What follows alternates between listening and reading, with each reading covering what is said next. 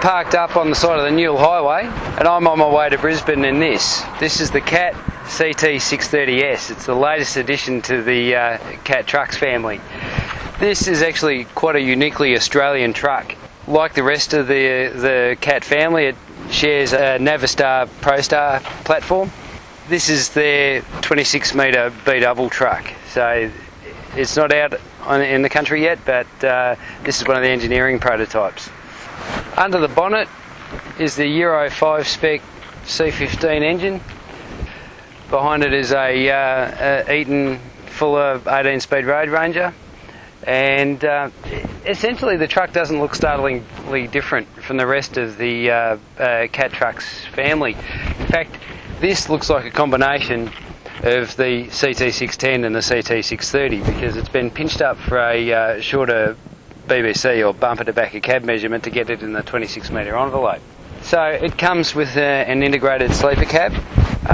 It's about a 33-inch sleeper, but only in low roof, which does make it a little bit cosy. I'm on my way to Brisbane now with a load of general freight, and so I've just finished a major break.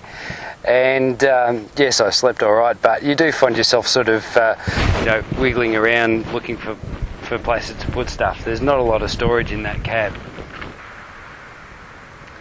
Cat are really pushing the fuel efficiency and the simplicity of their platform, because this meets Euro 5 emissions regulations, or ADO 8003, without EGR and without SCR. It uses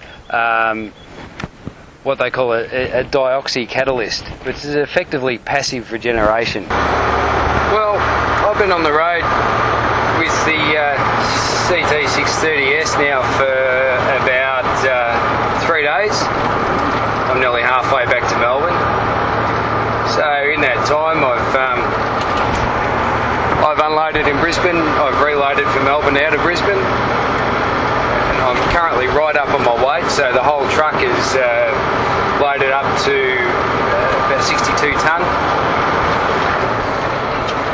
And in that time I've been able to climb Cunningham's Gap, which is a fairly big drag out of Brisbane. And it's really given me a chance to evaluate the performance of the truck and of the engine to an extent. I think the engine is actually quite a known quantity.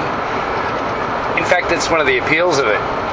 This is not a new driveline. It's been around for quite a while. It's been tweaked to make it cleaner and to meet emissions legislation. It is worth pointing out that this is an engineering evaluation truck. So this truck isn't for sale yet. There's probably some things that I might pick about this truck that will be taken care of in production models anyway. As it sits at the moment, this cab is probably a little bit snug for someone doing full-time line haul. I think it's better suited in this configuration as a shuttle truck. So there is some underbunk storage, but that sort of highlights another downside, is this truck doesn't have locker boxes that are accessible from the outside, and that,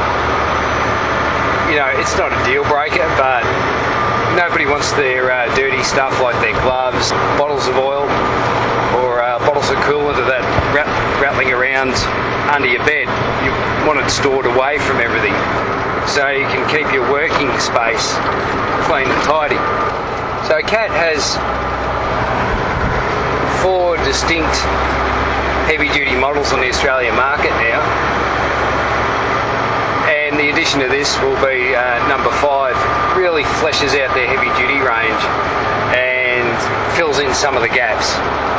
The C15 engine, one of the beauties of the C15 engine is, and especially in this installation of the Cat truck, it's just so easy to drive. A good example is I was climbing Cunningham's Gap last night, and on a steep grade like that, if you screw up a gear change in a manual truck, you can get yourself into a whole heap of trouble trying to get going again. You've got a lot of weight hanging off the back of the truck.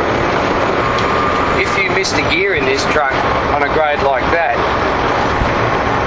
just the characteristics of the Cat engine mean that you'd be able to grab the next gear down very quickly and get yourself out of trouble.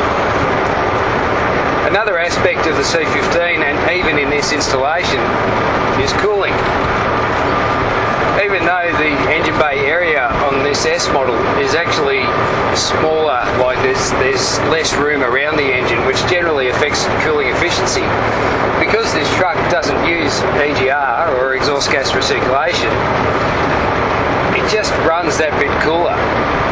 There's less engine fan runtime. I mean, at the moment, I'm just south of Gilgandra in central New South Wales. It's 36 degrees outside, and the engine fan comes on periodically, but not for long periods of time. Another characteristic that's common to actually all the trucks in the Cat range is visibility and ease of use. I was driving around Brisbane yesterday, and in traffic, even as a B-double, you knew where everything was. Well, I'm about 8 hours from home. I've got a full load of building supplies on. The clouds are rolling in over the horizon, and I'm looking forward to getting back. But this trip has been really good.